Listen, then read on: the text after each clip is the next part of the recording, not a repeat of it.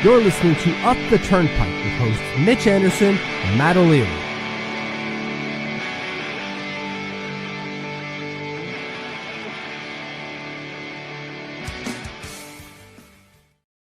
Hello and welcome to the Up the Turnpike post-game show. What is going on? Matt O'Leary alongside Mitch Anderson. Mitch, we were saying it before we hit the go live button, but it just feels like the Islanders cannot win in that damn arena. No, this game is the perfect embodiment of the kernel currently stuck between my two teeth here. Annoying as shit. Just can't stop. It definitely, it was annoying. It's one that I felt like the Islanders probably should have come away with 2 points. But before we get into and start like breaking it down period by period, I thought it was pretty evenly matched. Like the shot totals pretty much remained the same throughout like the entirety of the game. I didn't feel like one team dominated for extended periods of times. I felt like it was very back and forth. I thought it was a great overtime period too. You know, chances galore for each side. No whistles. You know, unfortunately, it goes to a shootout. Islanders unable to score, and the shootout end up losing. But you know, for a 2-1 game, I thought it was a fun one. Yeah, it was fun. Great from a goalie's perspective. I enjoyed it. But maybe from a forward's perspective, perhaps not. Yeah, and let's just hop right into this, Mitch. First period, as I said, you know, even 10 shots apiece, no goals for either side, and no penalties taken. What'd you make of period number 1 here? We came out amazingly. We were so strong right away. Duke specifically, I don't know what happened to him. Did his mom show up for the first period and then dipped out afterwards? Like, I don't understand, because he was anonymous the rest of the game. Yeah, I mean, there's a lot to do in Nashville, so maybe she was like, I'll come for the first period, and then I'm going to hit the strip and go hit all the bars. I mean, fair enough. I would probably do the same, I guess. But I thought they played a good road period. The Islanders did. Sure. And I was like, okay, well, they're usually stronger in the second, so let's see what they bring here. And it took a while, but we got the reward for it. Yeah, it did take a little bit. 12-14 into the period, but the Islanders score. Simon Holmstrom gets one to go, his 10th of the year. Nice play by Scott Mayfield. Yeah, where the hell did that come from? I'm going to go behind the net, go for a skate. Almost looks like he tries to bank it close side here, near side, close side. Right as he loses control of the puck, probably the later. Roch right here. He tries, I think, maybe to bank it in or lose control of it. And then he kind of fumbles his way towards, banking it to the front of the net. And Simon Holmstrom, great awareness. Stick is on the ice, right place. So for all you kids at home, stick always on the ice for that exact reason, because the puck falls to him fortuitously, and then he's able to control it. Then his skills take over, and then we get a goal. Yeah, no, absolutely. And a nice pass to Simon Holmstrom. Nice finish from Holmstrom, who's up to 10 and playing better. And that's, one of the guys that we've talked about recently who the Islanders need to have step up, and he has in the absence of Bo Horvat. So you love to see it. Yeah, 11 points now in 14 games for Simon Holmstrom. This is what we were looking for.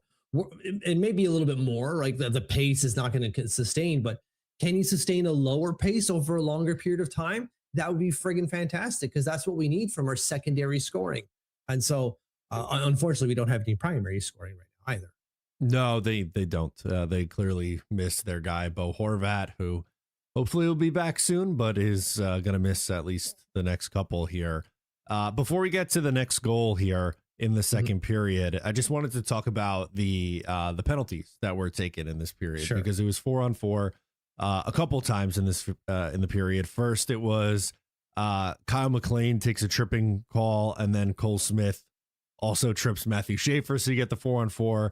A little bit later, you get Tyson Jost tripping Cizikas, and then Cizikas goes off for unsportsmanlike. It was getting very chippy in that second period, and they kept saying on the broadcast that the game kind of had a playoff feel, and I think the close, low-scoring game and the chippiness, I could kind of see why they made that call. I mean, maybe, I don't know. The broadcast, in my opinion, was straight garbage. ESPN, their product is laughable. It is so laughable. I'm sorry if you're an ESPN fan, and I'd be surprised if there are.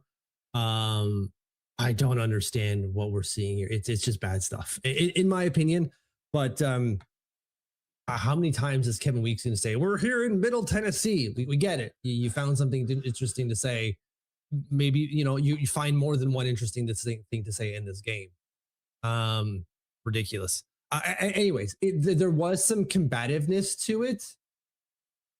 I don't know. I didn't get the playoff vibe to it. I really didn't. I know Kevin Weeks said that a few times. I'm not sold on that at all. You know what? It wasn't something that Kevin Weeks said. It was something that Bob Wischusen, who I like. He's the Jets radio announcer, so I usually like Bob Wischusen, but he said something that really bothered me. And it's nitpicky, but do it. I will share it here. Talking about Matthew Barzal, and he said he's only played 80 games or more once in the last 6 years. Mitch, there were 2 COVID seasons in there. Nobody played 80 plus games. Right? Like, God damn it, man. Like, come on. That's all I could think of when he said it. Like, well, did we forget the 2 COVID years that he played? What are we talking about here? Yes. And correct me if I'm wrong. Some of those years are pretty close to in the high 70s. He had 73 in 21-22 and 80 in 23-24.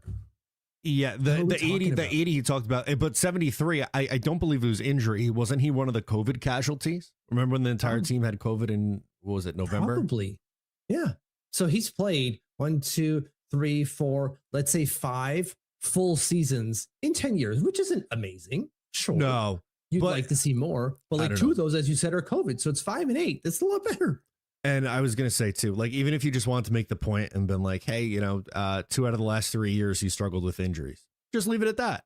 And that's more fair. But that bothered me. I know it's nitpicky. Yeah. We'll get back to the game and show the goal here. But I yelled at my TV and Taylor was like, why are you so upset? And I was like, I had to explain they were shortened seasons. But anyway, let's get back to. I and CW in the Discord. So PS, sign up to our Patreon and get access to our Discord. We're almost yelling at the TVs going like, Schaefer's not from Edmonton. And then we realized that there's another Schaefer on the Nashville side. Yeah. Yeah. Watching the game with the wife, Taylor also said, is he related to that Schaefer? It's like, no, he's not. But it took me a second to pick up that there was also another Schaefer on the ice. But Mitch, the Islanders would go to a late power play in the second period and they don't score, which that's pretty much kind of expected at this point. But they also let in a shorthanded goal. Ryan O'Reilly here scores. I don't want to always be too critical here, but Heineman really needs to do a better job here on the 2-on-1. Sell yourself out, get yourself out on the ice and full on Superman on the ice to try to break up that play. Lazy stuff, just I'll get the stick down, I'll bend down a little bit. Thinking, well, we're on the power play. What could really happen? Well, this could happen. Yeah. This could happen. And also, I didn't love from Druin too. It kind of, if you look down here on the initial play, it kind of I know it was tipped from O'Reilly too, but just also not the greatest effort getting back. And Ryan O'Reilly, all due respect, but he's 66 years old. And if Jonathan Druin can't keep up with him, that's a little bit of an issue.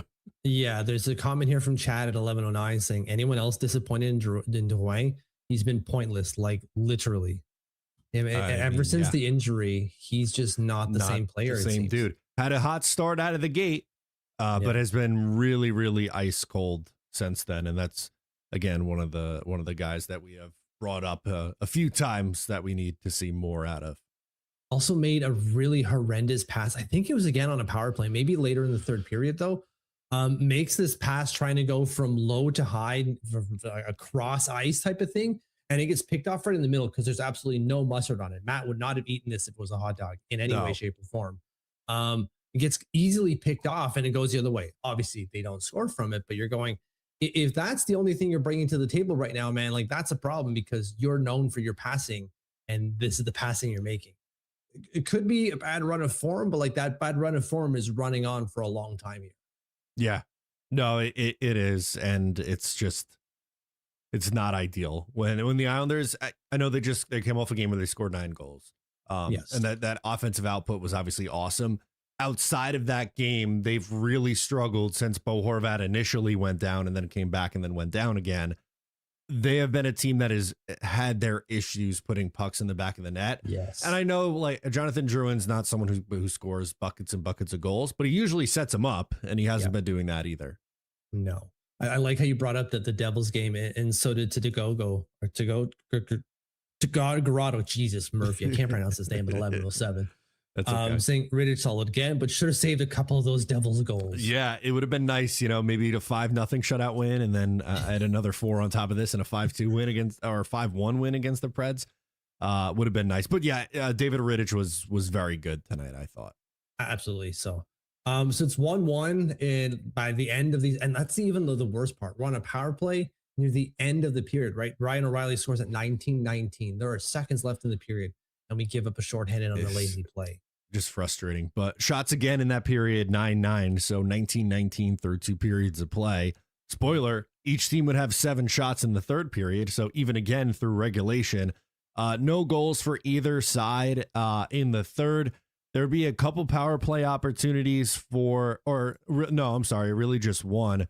There was another 4-on-4 in the third period, though, when D'Angelo and Evangelista went out. Yeah. I thought the Islanders played a really good third period as well. I thought they were good. They created opportunities, specifically near the end of the third period. UC Saros needed to make a really, really big save on, was it Matthew Schaefer, when Simon Holmstrom sets him up alone in front of the net. So it's just great stuff there from us, pushing for the win, and just couldn't get it. So I liked our commitment and our play throughout the game to try to get those 2 points. But getting 1 point in a barn where, like, as Andre says, we never win. Where did Andre say that? I did. Andre, I lost the comment, but I know you said it. We never win in Nashville and haven't done it since like 2017. Great to get a point here. Yeah, absolutely. He says, let's be happy we got a point. Islanders never win in Nashville, which is obviously crazy. So to overtime we go. Islanders would have 5 shots in overtime to Nashville's 1. Their best opportunity came with seconds left as Saros absolutely blanked Matthew Schaefer wide open. Sorry, that was the one I was talking about in the third. You're right. It was in overtime and not in the third period. He made a couple of those stops of just like reading the shot properly and moving into position either with a blocker or a glove to get in the way. Like UC Saros absolutely, I'm not going to say stole the game for Nashville, but was the reason Nashville was able to get out with a win. Yeah. No, I'm with you on it. I'm with you on that.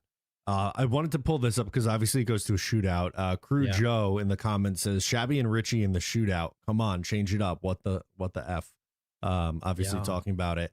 I know Barzal, like there were a couple games recently where Barzal scored in the shootout, but I think it flashed 23% in his career. Yes. He's not a good shootout guy. Holmstrom and Heineman, fine, but how do you not mix it up without Bo Horvat?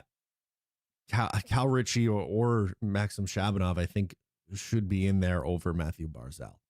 Yeah, or someone like there are a few like, why aren't we putting Shabanov out there? Like the few comments here. I'm sorry if I can't find them because there's quite a few comments here, but there are a few of you out there saying like, why aren't we seeing Shabanov here in the shootout? And I agree. Like, I don't understand why we need to keep pushing Barzy first. I know he's got good hands, so keep him in the shootout, sure. But like fourth right now, like you got to try something else. You're Patrick Roy. You're not afraid to take risks. Take a risk, man.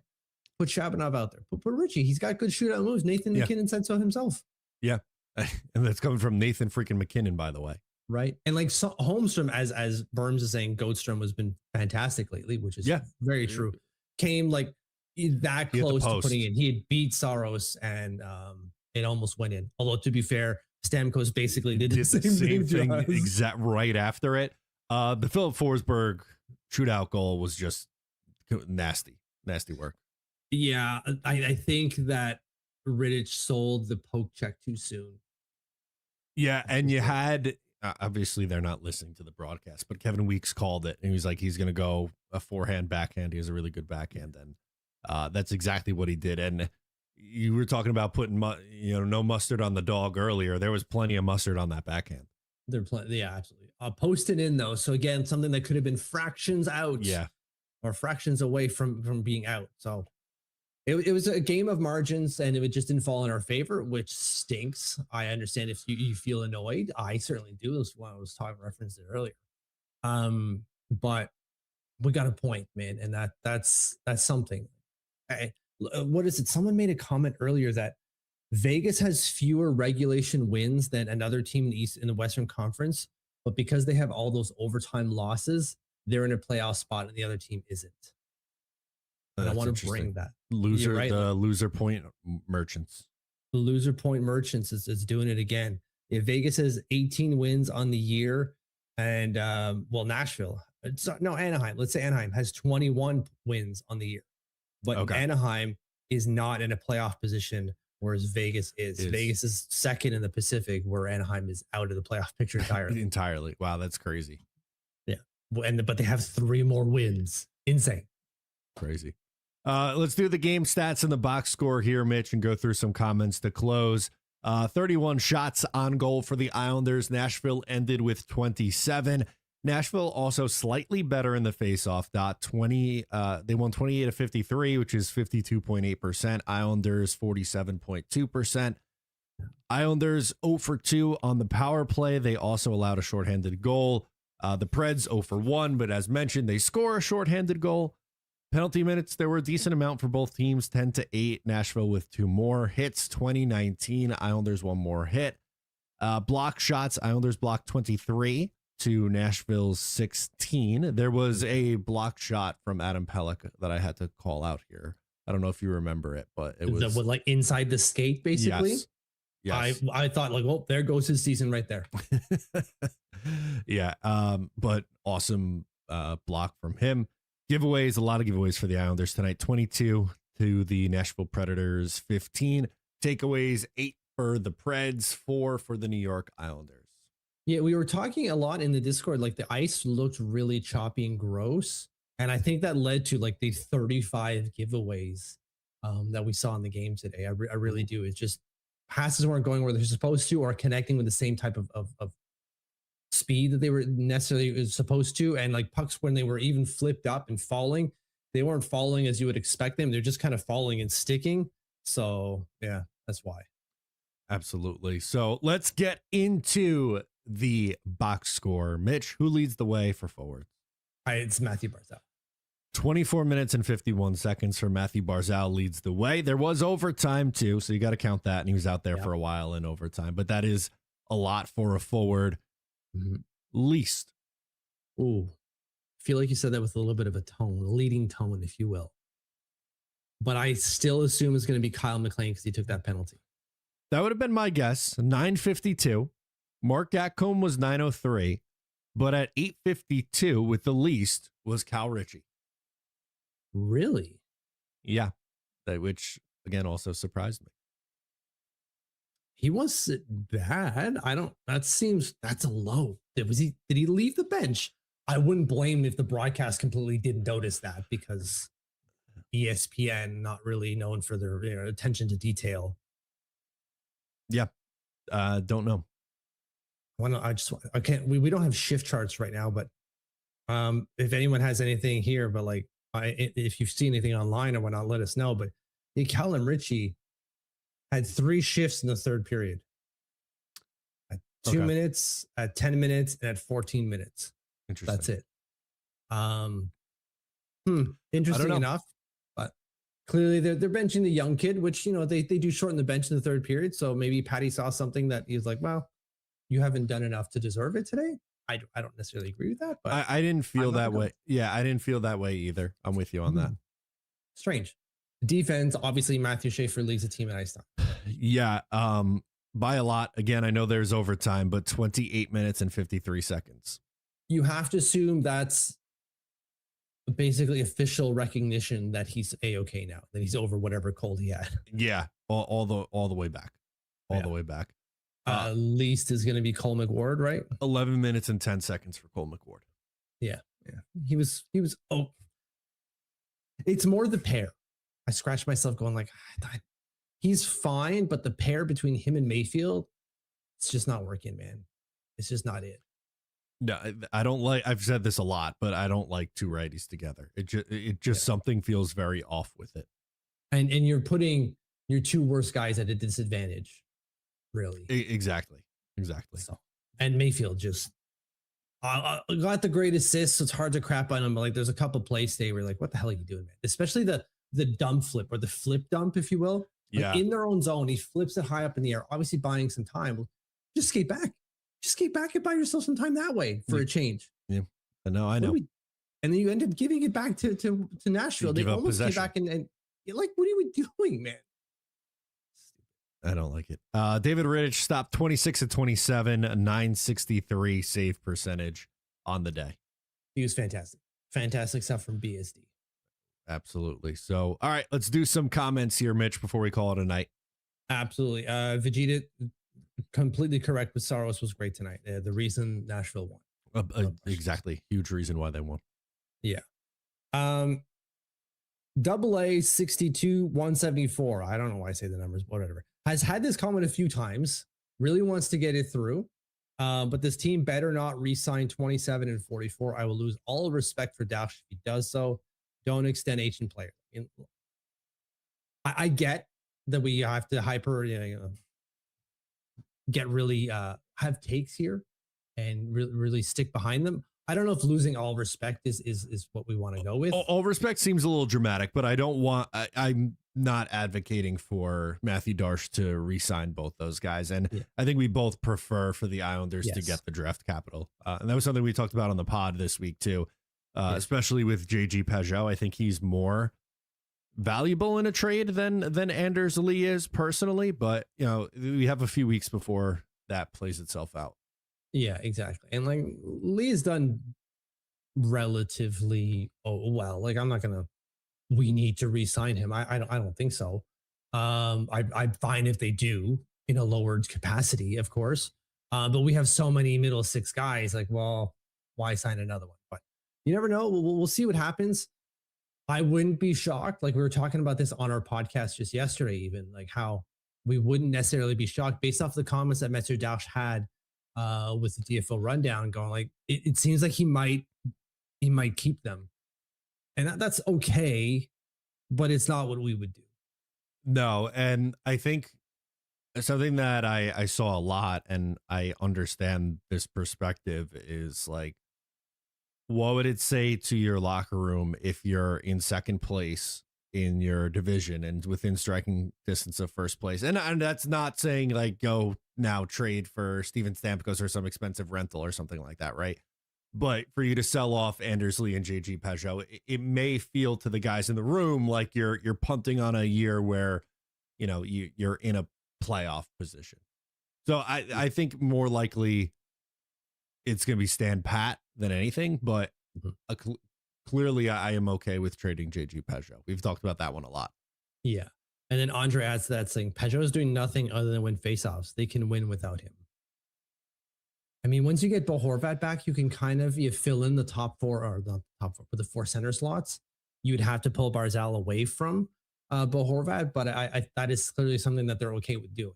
I wouldn't, but again, I would take the draft capital to take away Barzal from Bo Horvat for a couple of games, just because that gives us the draft capital to do and sets you better up for the long run, kind of a thing. Yeah, exactly. Which I believe is the stated goal of what we're doing here. Well, yes and no. It's an evaluation year, and that at times can lend itself to talk about the future. But if you're ahead of schedule in a way, like I don't know if he expected them to be second in the Metro this year, that may change that plan. Right. Although he did say he thought this team was a playoff team. Right. So who knows? Adding more to this, if we will, is SS Bounce here at 1107 saying, my only issue is who is taking over in the lineup when they trade 27 and 44, because the answer is definitely not Ziplikov. No, it's not.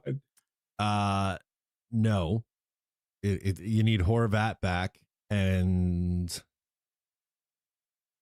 well, Gatcomb and McLean are in the lineup right now. So who am I missing? Yeah. There's somebody else that I can't think of right now, right? I think that's it. So maybe they have to do a call up. Well, it'd be Pierre Engvall, right? No, well, he's hurt. He's out for the year. Exactly. No, you're thinking Kyle Palmieri, perhaps is the other player. Yes, yeah, but he's also injured. So we got a video coming out tomorrow afternoon, 4:00, of the top 5 prospects in the prospect pool, and I kind of get to that going like, if they move someone or there's a hole in the lineup, they probably start doing this kind of rotational thing like they're doing on the back end with, Marshall Warren. We have Cole McWard here, and then Travis Mitchell. They probably do that with guys like Matthew Maggio and Alex Jeffries, who aren't necessarily lighting up the league right now, but in terms of like how good they are relative to the rest of the prospect pool, they're kind of up there, and they're just a shade away. So like they are ready, or should be ready, to take that next step. So might as well see if they actually are or not. Yeah. Yep. And I would think that's the most likely play in that spot. Exactly. That's the best case scenario, really. What else do we have here? James Bohr is saying we got at 11:09, saying we got to start switching up the shootout guys. Holmstrom is a one-trick pony on those. Same exact move every single time. Although like he is efficient at like over 30% on his career. Yeah, sure. He is. The problem is they don't have a ton of other guys out there that he might, or not might, that he should still be in the mix. But I do agree with the comment from earlier saying to give Cal Ritchie a go at it. I mean, if we're taking anyone out, to me, it's not Holmstrom. He's one of the guys that's probably going to do it for you. He almost did it again tonight. It's just that when he misses, then we don't really have anyone else when Bo Horvat is injured. And even then, like the shootout, we have to remember, like guys aren't scoring over 50% of the time in their career. I think the best shootout player in the league is probably Patty Kane, maybe Zegras. And even then, I think they're like high 30%. I could be wrong. I just want to bring it up. So highest shootout percentage in the league. Nokalainen was 80%. Oh my God. Yeah. Zegras at 60%. Correct me there. Holy shit. I didn't realize it was that high. Holy shit. Yeah. 60%. And then Panarin at 58, but then it starts falling off. Like you're rarely getting above 50%. Yeah. There's no more Franz Nielsen's. Exactly. There are only 26 players ever to have 50% or higher in the shootout ever. That doesn't mean like, oh, well, we have to play Barzal because he's at 28%. No. We need guys who can score 1 out of 3 attempts. Yeah, that's the realistic goal. Yeah, and we currently don't have that right now. So, but that doesn't mean we can't try other guys because maybe they are there. Maybe we unlock something in some way. Would be nice. Yeah, that would be friggin' nice. Where are we going here? We got from Eric Stottinger. Yeah, I can pronounce that right. It's a live score ticker. Crazy how professional you both are getting. Love that. Like, subscribe, join the Patreon, all that good stuff. Love this community. Well, we love you guys. We love you too. Thank you, Eric. Yeah, we wanted to bring up a notch a little bit this year. That's what we're trying to do and look a little bit more professional. Yeah. You guys have put your faith in us by hitting that subscribe button. So we got to up our game a little bit. So every subscribe makes us up our game just a little bit more, edging closer to 3,000. Yeah, getting close. So we appreciate it. It's been a lot of fun. And Nick here at 11:16 is saying Pelech should have dropped Saros after the Lee play. Also, generally do not think Lee entered the crease. I also don't think he broke the plane, as they said a bajillion times on the broadcast. No, yeah, I don't get that one either. No, I like the scrum, like protect your goalie, all that, like fine. But I'm with you on it. I don't think it was like an intentionally dirty play. He goes to the front of the net and was looking for the shot and was trying to avoid the shot. Yeah, that's exactly it. There's nothing to it. I understand. Saros thought that Pelech was Lee, so he just gets up and go after one. And Pelech's like, "Look, dude, I'm not him, but maybe you should have done something." Yeah, maybe. Yeah, that would have been hilarious. Okay, where was I now? I keep scrolling down, then I lose my place here. There was something here about Sheldon Keefe that I kind of want to get to if I can find it. Sheldon. Okay, yeah, from Andre saying at 11:14, Drouin has been terrible. By the way, Devils lose 4-1. They have quit. Wonder how much longer before Keefe or Fitzgerald gets fired. Lou Lamoriello time back in New Jersey. Apparently so. They're calling for it. I can't believe it. Get ready to learn Newark, New Jersey. I just can't believe that they would go back to Lou Lamoriello after how he left that franchise. I just don't know. I just don't get it. Neither do I.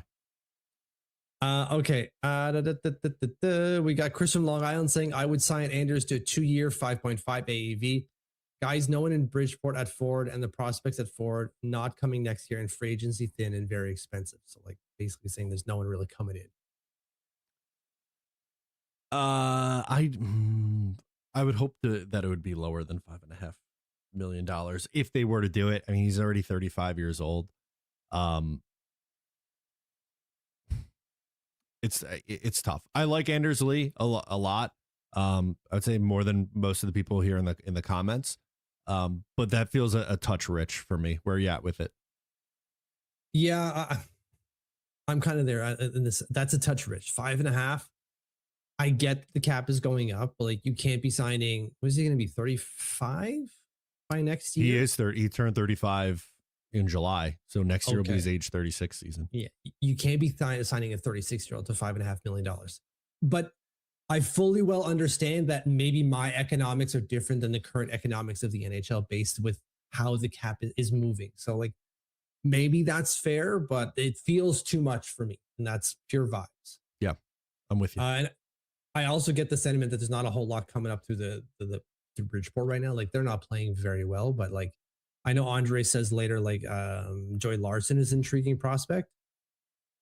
That's someone I'd be willing to try. Although I don't know if he's signed to a contract, like an NHL contract. I feel like we looked that up the other day, and maybe he was. He is. Okay, so that's maybe one. He leads the team in production, so like that's the one maybe bring up. It might be that at the Bridgeport level, they're going, this guy isn't a top 9 forward at the NHL level. He's very much, if he does make the jump up, going to be a fourth liner, which is not really what they need. No, it's not. Where did he come from? He wasn't a drafted guy, was he? No, he was undrafted. I think they signed him out of college. Michigan State. Oh, 2 years ago? Okay, that makes sense. Okay. Yeah. And like did the 3 points in 6 games last year, not a whole lot. And then 21 and 31 so far this year with 12 goals. Yep.